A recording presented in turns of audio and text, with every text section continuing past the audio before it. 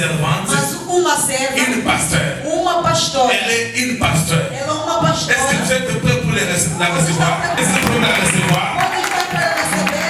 Quand je vais l'appeler, Quando eu vou chamar, je sais que le diable est déjà en débandade. eu já sei que Je le diable a échoué à la personne de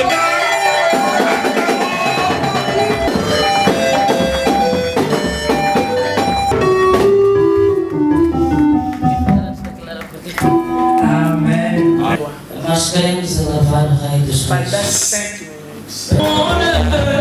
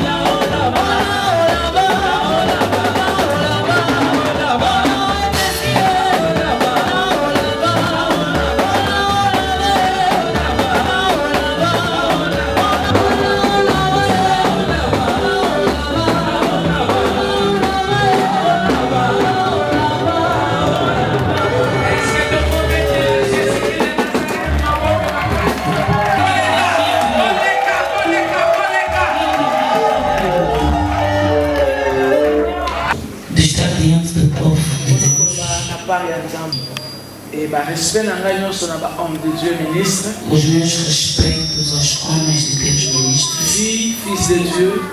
filhos de Deus. Tika Nzambe azwa lokumu na présence na yo na Deus seja louvado pela sua presença no meio de hoje. Mais nayebisa mutu moko. Quero dizer, Na ntango tokozalaka na foyer stable, quando tivermos um lar estável, yeba déjà que tokozala na église puissante, teremos uma igreja poderosa, e tokozala na nation moko saint. teremos uma nação santa. Amen. Amém. Nous lisons la parole de Dieu Lemos a palavra, na carta de Exode chapitre 20, Êxodo verset 20, 12. Êxodo 20, 12. Lemos a palavra do Senhor. Amen. Honra a teu pai e a tua mãe. Obrigado pela sua Parce que palavra. parole na oyo yango wana des autorités A tua palavra malamu. dê-nos o entendimento, podemos nos assentar. Sous-thème na ngai na kolobela, Sobre o tema que eu vou compartilhar, les secrets de la longévité. segredo da longevidade. Le sous-thème na ngai na kolobela.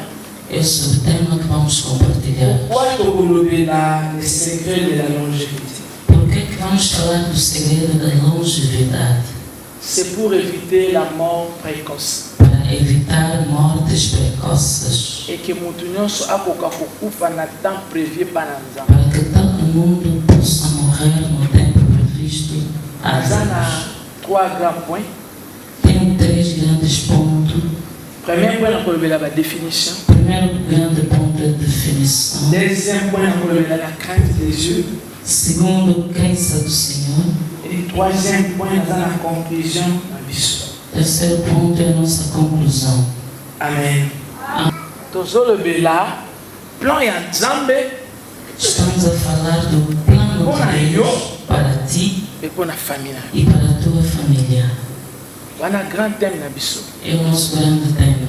Na banza papa na biso mais kay ko lobela biso depuis mokola liboso. O pastor já fez a introdução, só aumentar um pouco Poto suma makokota na thème na biso. para nos ajudarmos a entrarmos no nosso subtema Na roba ke Nzamba objetivo. eloko moko te Nzamba sala sans but.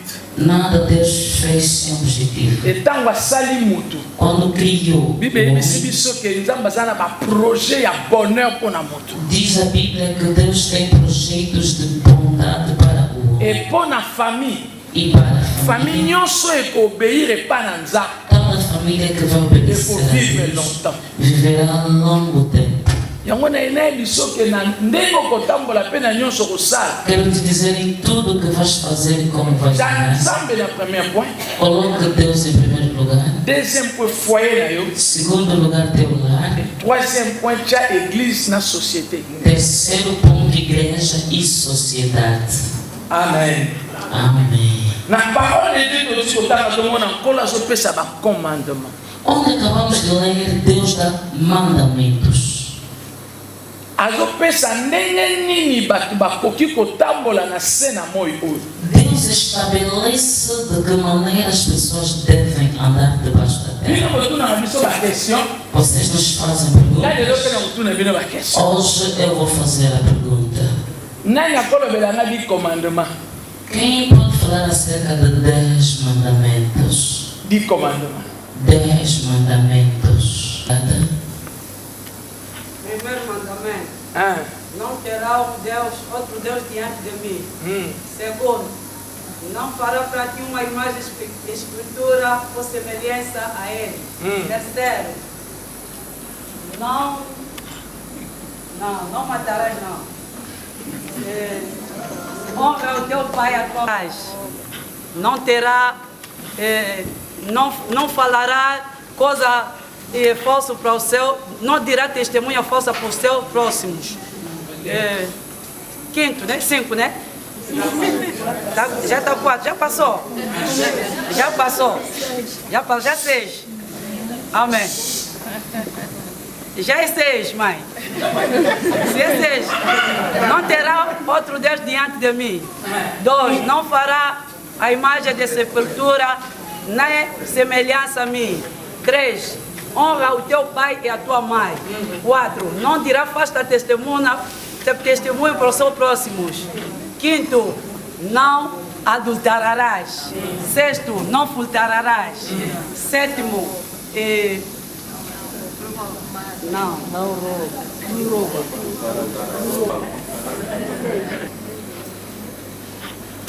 Honra o dia de sábado. Ok. Tika basunga tayo. 8. Tika basunga tayo. Deixa que te ajude. Nani akosunga? Quem pode acrescentar? Atelemi. Aza besoin sunga mi bale tika. Quem quer acrescentar o resto? Yo lobi déjà witi. Nani? Te yo koloba su te mutu musaloba. Fale outra pessoa. Kobata mate soko oyeba te kwanyaka mutu. Nossa, Loba ke ebungi. diz que é para perder a mente. Kosa neti te koyebi soko ebungi jaka loba ka comprendre ebungi na mutu. Mama mutu moko mutu akoki ti witi. Siko te mutu alobi te. Ça veut dire ça les UT. A sala não conseguiu nada hoje. Ok. Na bikolo azopesa ba commandement epa na Moïse. Deus está dando mandamentos a Moisés. On a terre. Falamos da vida cá na terra. Pour comprendre que la vie sur la terre est en tanango. Vais compreender que a vida cá na terra tem tempo. Tudo vai Et comme passar. en tango moko, Haverá maître ya ta. O mestre do Stop tempo na nyonso eza na se na vai colocar stop em tudo. Et mutu azovivre na se na tango. A pessoa que habita Iba na comprendre terra na kati na deve compreender dentro dele que o mundo não tem um tempo. Como tem um tempo, tenho que regularizar. Como vou regularizar? O mestre do tempo, de tudo, o mesmo criador, já estipulou uma linha de conduta. Onde vamos posar os pés, onde não. Alors, pour réussir, Para podermos vencer, nós humanos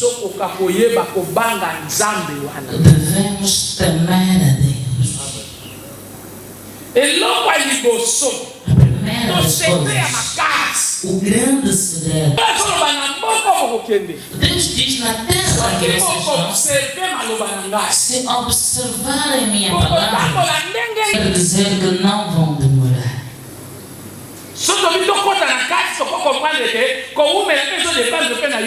Profundamente vais compreender. Em todo momento que o homem entra no caminho errado. As antigas pessoas dizem: filho, cuidado. Estás a importar a sua vida. Não disseram Deus.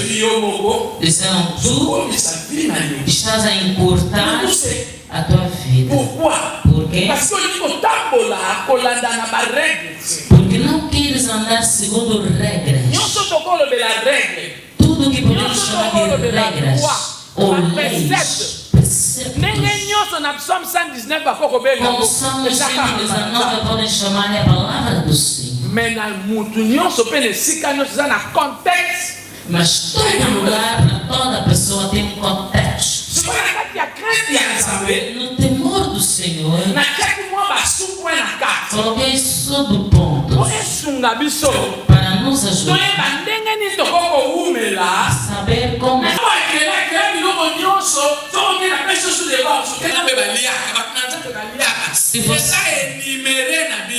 Se você ver as coisas que os homens de Deus se alimentam, está enumerado na Bíblia. O que o homem pode comer e o que não pode. Nunca vi folhas de dendê, palmeira, pessoas que comem.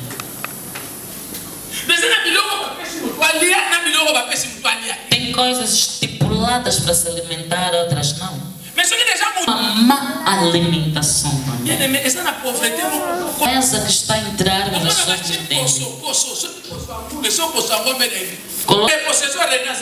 Alguém sabe que a pena que esses dias molho da Agora pensa o que tem naquela pele. Quando você come, o coração está palpitando. Está veneno. Sumo é produtos químicos.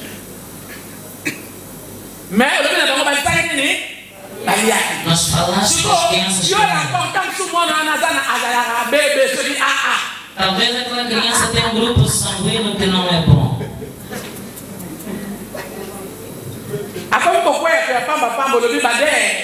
Começa a cair a fala que são demônios. Não tem demônio aí. Amém. Mas só que tu está na casa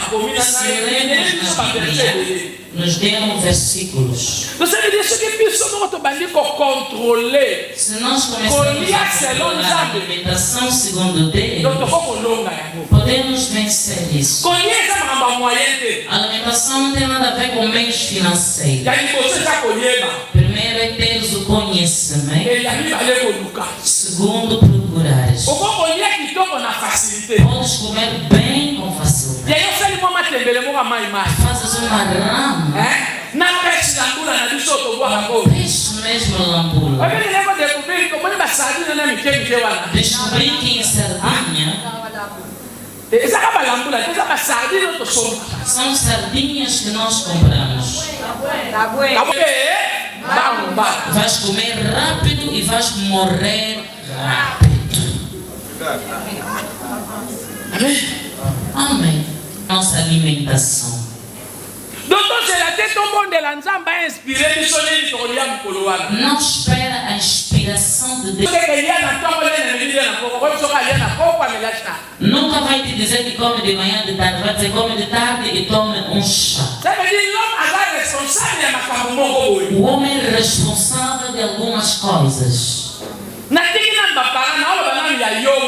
Falo de você pela a tua alimentação.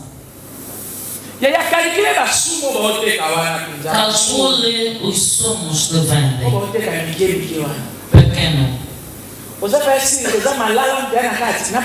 Acreditas que tem laranja dentro, ananás? Se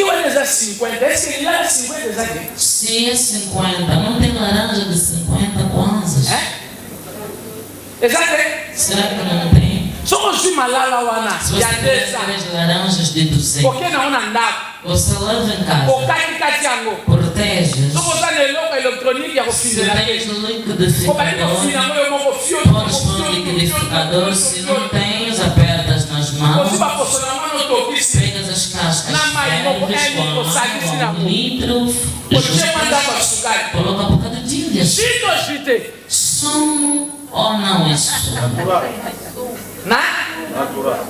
Esse só porque para o melhor o ABC, doutor Michelin que na melhor é isso que dá bem inglês. Se você tomar isso e dizer à doutora Michelin que tomaste, vai dizer que tem produtos químicos. Mais os après que le somba basuma mikemi wana. Surtout ba mama bana bateka kaka. Basoma maya betika mwana ateka tika kolela. Achupa achupa. Après moi ana sake biente. Muke makila, muke makila. Estás pronto a comprar aqueles sumos de pacote para dar às crianças? Vamos saber comer.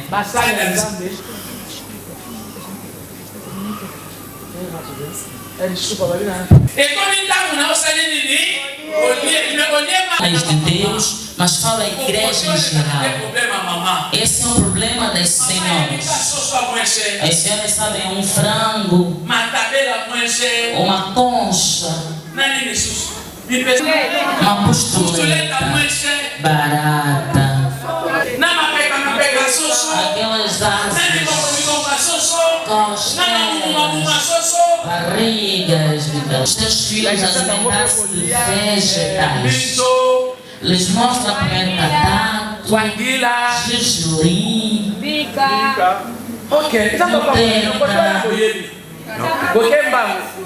amém. Ok, dá para o Deus seja louvado. Não vamos nos enganar, caiu e morreu. Na casa da carte de Dieu, tu es ma paix au Yama. Precisamos do temor de Deus, devemos saber. Se você comer muito por excesso, é um pecado. Saiba te alimentar, orar e não faça nada. De ser uma criança com 3 meses, faça sentar.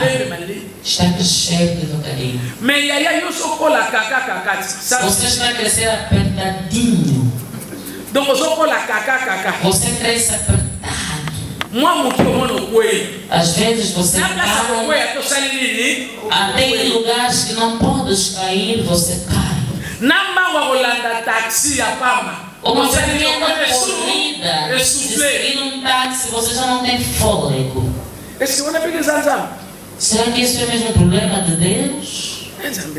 Não, Deus, és tu. Paulo aconselha a Timóteo. Li bocado em Timóteo. Disseram que Timóteo tinha uma saúde problemática.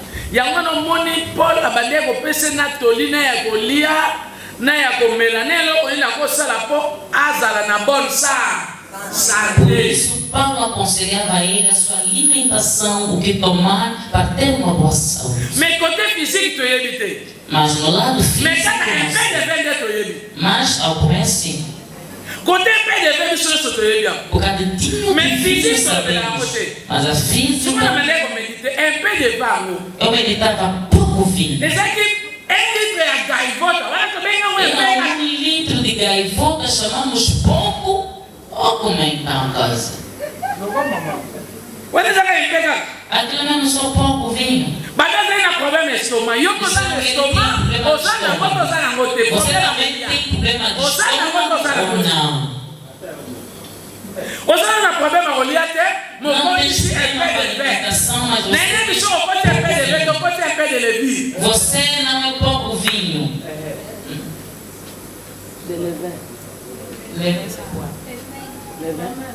Fermento. Você já não está por pouco vinho, você está por pouco fermento. Sala exercício. Faça Alors, exercício. ça laisse como exercício na tomba ali, no telemana.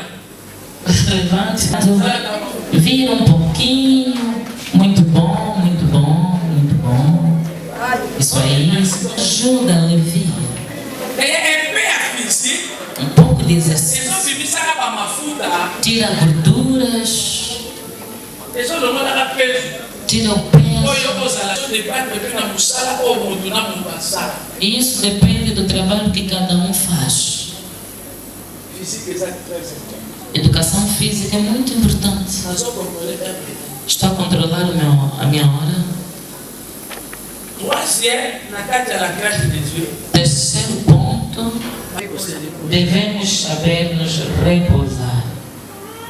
Même côté à Oyo, Kokanisa Maté, côté à 5 fois, 6 fois, Moutou pesa na besoin ça nini et puis Mesmo para ministrar duas téléphone vezes, aussi bako. Je me sens comme ma bébé na mémoire, téléphone ça ni et boy. se manter muita coisa na memória do telefone, ele vai ficar cheia.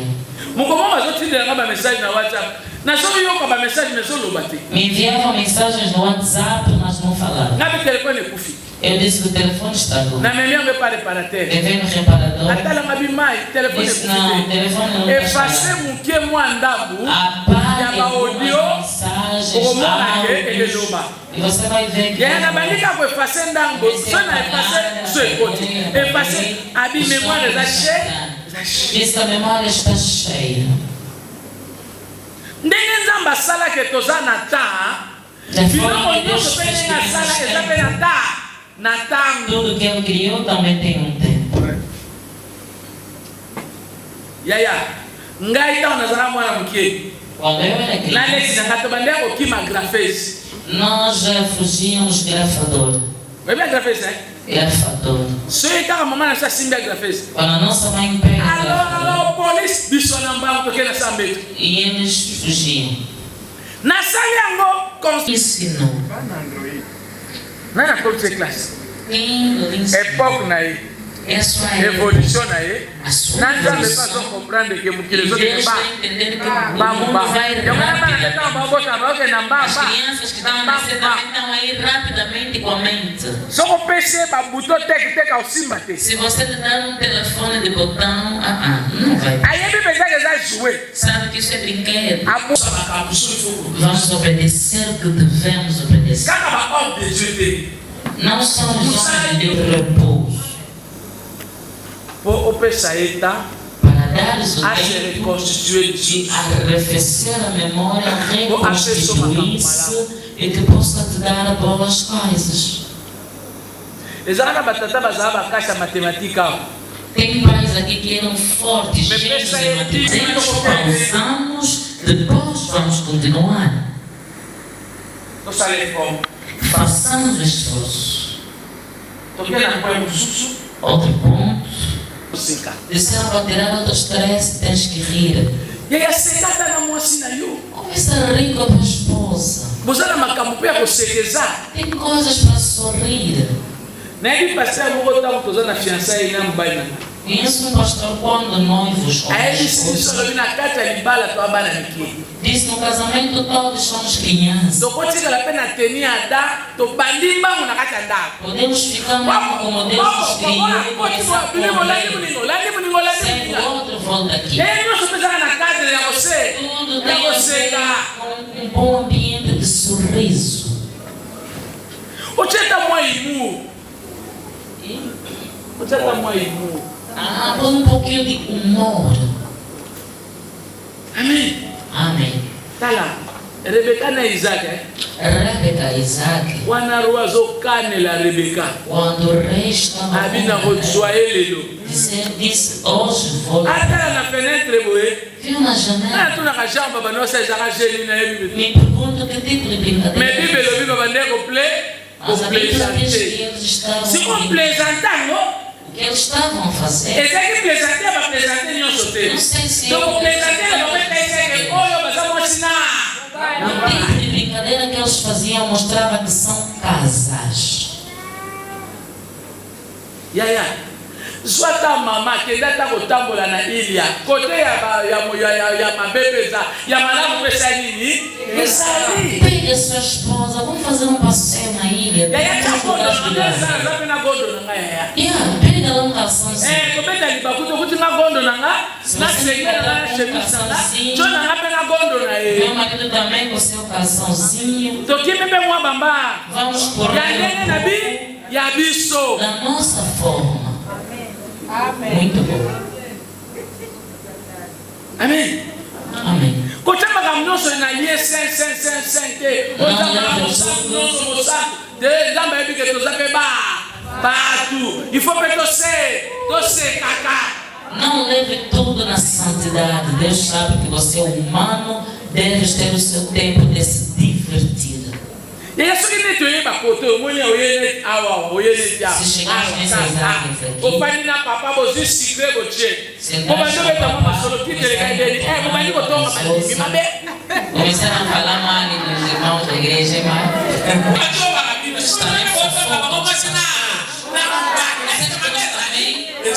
podem lhes fofocar, não tem problema nenhum. São uma equipa de desporto para poderem enxugar calema da. Isso é do primeiro. Isso é bastante bem pensando na vida. Nós também vamos dar um zero aí. E também podemos fazer uma coisa.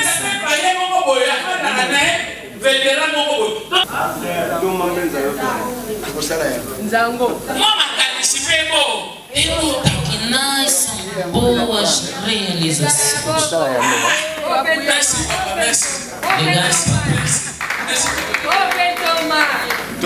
Amém. J'ai match na bagene na batata. Olhakisi bagene que tometa E demonstra aos jovens que vocês também estudaram.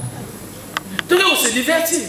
Vamos nos divertir. Mais na divertissement na biso to sumu ki Ao nos divertirmos, não pecamos e o Senhor foi glorificado.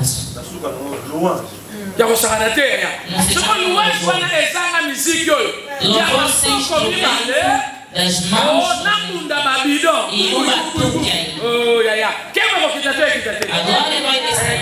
tokanye mundimi to tokanye te Já é impressionante. amen bala salamu sana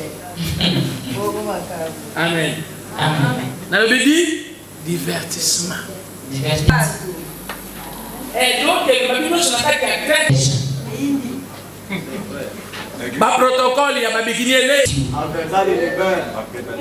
na yo mpe na Christ na Você na igreja. babengaki oyaki na église Vem à igreja para ajudar organiser a bato bayeba organizar. kofanda ma As pessoas saibam se dar bem. et non pas E não obanda kosoulager pa ata aza na onction ezokita boya soki atuni elobanga mina lobaki se o pastor te pedir fazer isso, mesmo que alguns não para descer, nega. Se te perguntar por quê, diga que é a pastora Melania quem disse isso. ye nalobi membo Sim. Está-se a fazer relações sexuais inconvenientes. Tenha Deus. nalobi ka basala ya nzambe te yo mpe mécanicien mutuka bato bapesi yo eza mbetu te Não digo só servos de Deus, você que está aqui e é mecânico, a viatura que te deram para arranjar não é uma cama para o sexo. meme biro Mesmo o gabinete ozosuye na nie ya mosala está ya a mosala sujar moye o lugar de mobile trabalho. eza te Não pode progredir. tozolobela gestion ya sexualité Gestão da sexualidade. sua E a casa. xereia, você como não exotanga mais, bem lá tá mamãe na telefone. Sua taxa express, cotos ali, ba pensão exebele, e acabam, tô com tanambá, bang. Liga a sua mulher, se você está vendo que estás mesmo aí apertado, tem pensão, tem hotéis, vamos ao encontro. Bien-aimé, on te soit malade, n'a pas problème. Auto le voto ebeli tout mais soto zongi to yebiango. Certo. Por isso temos problemas, doenças que descemos que não sabemos de onde vem. Mas com a consciência você sabe. Em vez de fazer o bem, E ce qui kakate na partenaire ou azo convenir, te ou azo sali sum bosanza. até a uma pessoa que não convém, que peca diante de Deus. Ce qui pasteur a quoi yo sério yebi kaza pasteur, quoi nous OK. Quando o pastor OK fala, pour ami. você sabe que é irmão. Na lo bananga lo kola bien mieux. To beto ata yo pe mbata. O yo yeba ki kaza saint de saint. OK ngi pour ami. Você sabia que a igreja foste por quê? L'église de Dieu pour tout le monde a gloire en Nzambe, ezana to banda ko banga Nzambe. A igreja de Deus, para ver a glória de Deus, deve começar a temer a Deus.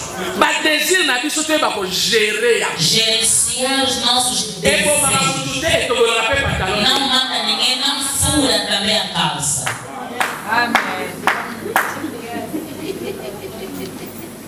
Ba pesi biso autorité na nzoto. Nos dê a autoridade So do tu te nosso ko corpo. gérer ba démon. Ça veut dire ba désir na biso pe to ko sa. To ba ko gérer ngo. Amém. Se sabemos gerenciar demônios, então devemos gerenciar os desejos do nosso corpo. Nena lo ba ke to si batata, to bo ko to sanza. Se obedecemos aos nossos pais, não conseguimos obedecer a Deus. So to si batata. Se obedecemos To ko aos ija. pais, negamos a Tama Deus. ko ma biso. Deus vai nos matar.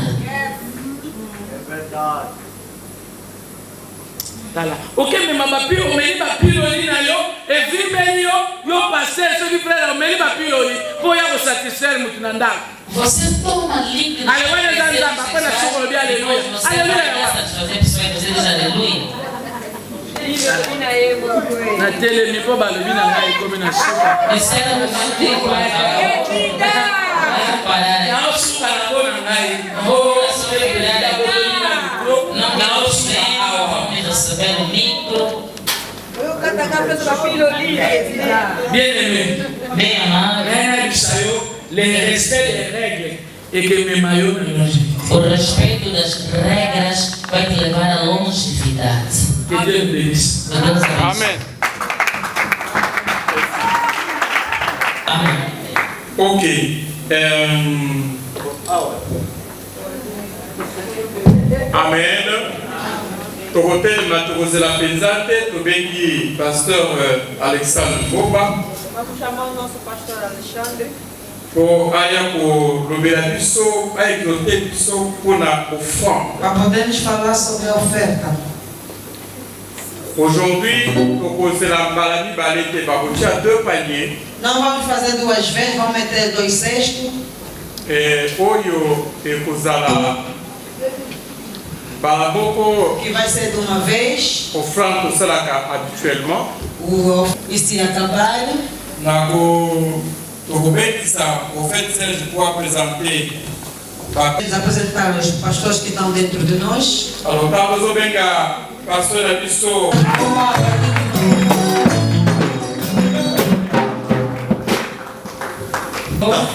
Já tem muito tempo. Exatamente, Não é só oração, devemos nos cuidar nos princípios. Offrande, Para a nossa oferta, são de graça. Bom, mas nosso coração sabemos que Deus abençoa. celui qui donne abondamment, Aquele que dá com Seigneur abundante aussi abondamment. e também recebe abundantemente. Et c'est moi. Acabou. Ça va, ouais, nous avons déjà offert, nous avons fruit offrande. Porque nós somos fruto de uma oferta. Amen. Nous avons fruit offrande. Somos fruto da oferta. Hier, on peut se offrande. Deus deu essa Pour oferta. nous, ça va nous Deus brûler. deu a oferta para nós estarmos unidos Donc, hoje. déjà, c'est tout pour nous. É tudo para nós. Moi, dans Um filho de Deus Quando organizamos 5.000 quadros. pode ofertar a seu Deus 5.000 quantos. Deus te abençoe. Papa, Dei a controle. Amém. Amém. Maman zambe a controle. 2000. Oferta não esforça no corpo. Celui qui donne libéralement. Aquele que dá livremente vai receber. 2004. Merci Monsali. Obrigado, Sérgio. Merci maman. Obrigado, mamãe. Estamos lutando a força a Coisa da oferta não esforça-se. Papai Isaac já falou todos os dias. Como estamos aqui onde temos aquele hoje agora estou dando 500 kwanza. Ação de graça. Vem por a tua ação de graça. Merci, maman Moussali, merci. Obrigado, mamãe Serva. Merci, mon frère. Obrigado, irmão. Merci, Thomas, meu respeito. Obrigado, apóstolo. Maman Alubi Salissa, tournoi, elle va fêter lá. Disse para fazer o torneio do veterinário. On a la fête à 11. Eu jogo 11. On est 7. Você. Mal vitesse. Força, pouco. 500 kwanza, merci. 500 kwanza. Obrigado. Bénisse. Deus abençoe. Alors, dit que Papa Isaac, ça fait sa profession sur lobby. Eu disse que o papai Isaac já fez a profissão. Hoje é só prática. Merci. Obrigado. Je pense que c'est tout. Acho que é tudo. Seigneur, comme là, Senhor, abençoe toda toda a mão que lembrou para poder abençoar esse trabalho. Dieu n'est pas injuste A Bíblia diz nada é injusto pour oublier notre travail. para poder cumprir nossos trabalhos. Travail autre salut. Esse trabalho que nós vamos nos aproximar, vamos aplaudir por Senhor.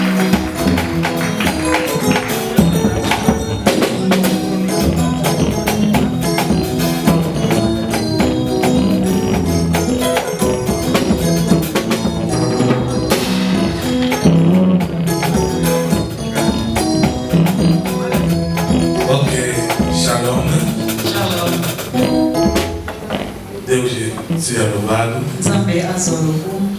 E Deus abençoe Zambe abambula. a pastora Melania Pastora Melanie. pela intervenção rica. Por a intervenção apoiação. Eu sei que amanhã terá mais um pouquinho de tempo. Na época que lobby aos assuntos como que Alguém que ama a mamãe Melania aqui. Alguém que ama a pastora. Então amanhã, ora por ele para amanhã, desde o conselho da força. Aprendemos na nyoso outros juízes na 5 jours. E amanhã teremos muitos convidados. Lobby todos vai invitar Bele. Peço-vos de chegar a hora certa. Na sengi boia na boia malam. Vou repetir. Na zuzongela. Repito, você vai inviter Ebele. Amanhã teremos muitos convidados. E para poder acolher eles todos, vai nos levar tempo. Alors, 12h30. 12h30. Libérer sala. Vamos deixar a sala. Repetir, 12h30.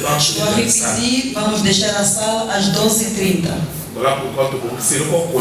Por isso preparamos algo para nós comermos. E amanhã para nós comermos.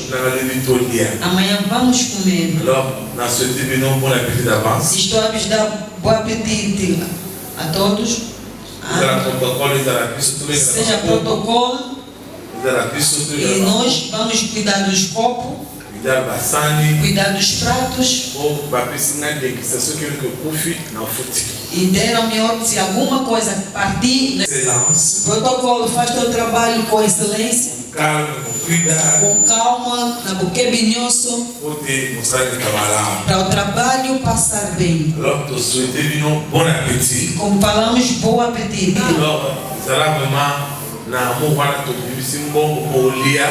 Tem esse amor, tiramos dinheiro para você comer. Não vai. Outra comida voltou. Por quê? Outras vieram, não queriam comer, foram embora.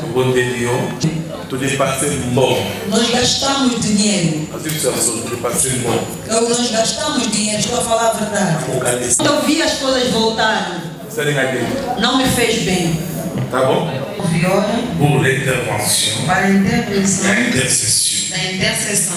Alors, vous êtes intéressé pour l'intercession. Estamos interessados para intercessão. À 19h, 19 horas. você que usa a église Elbetel, Que esteja na igreja El Betel. parce que nous avons Nós estamos lá com o programa da intercessão. Através desse trabalho. Alors, ceux qui vont protocole, nous après tout ça là. Pedimos a todos os protocolos depois do trabalho. Que não vão rápido. Vamos ficar para podermos arrumar a sala. Com toda a excelência que nós queremos. Você que canta, venha no tempo oportuno. Grupo Coral, venha às 8h30.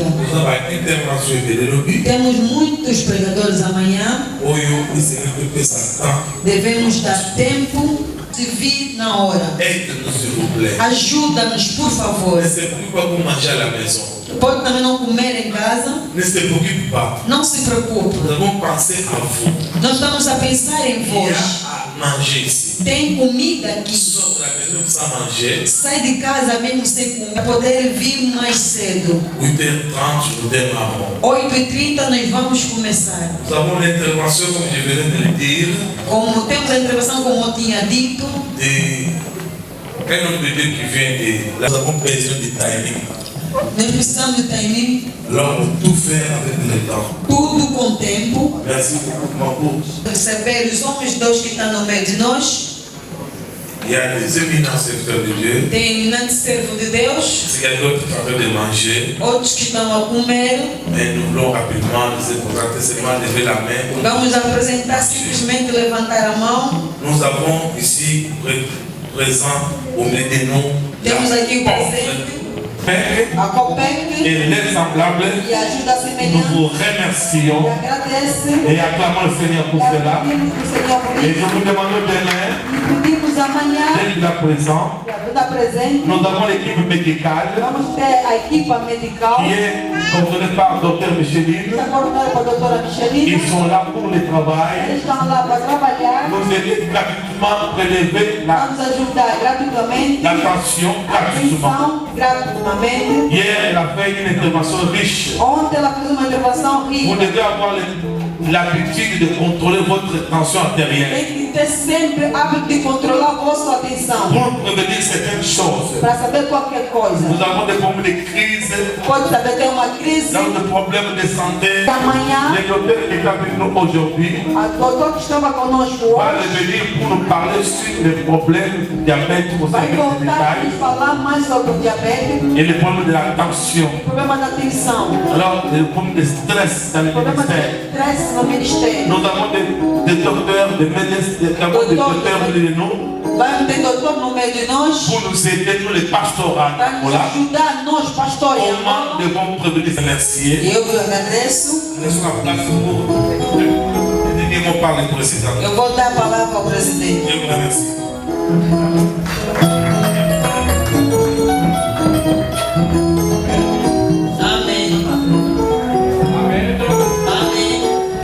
Ok, les amis, là.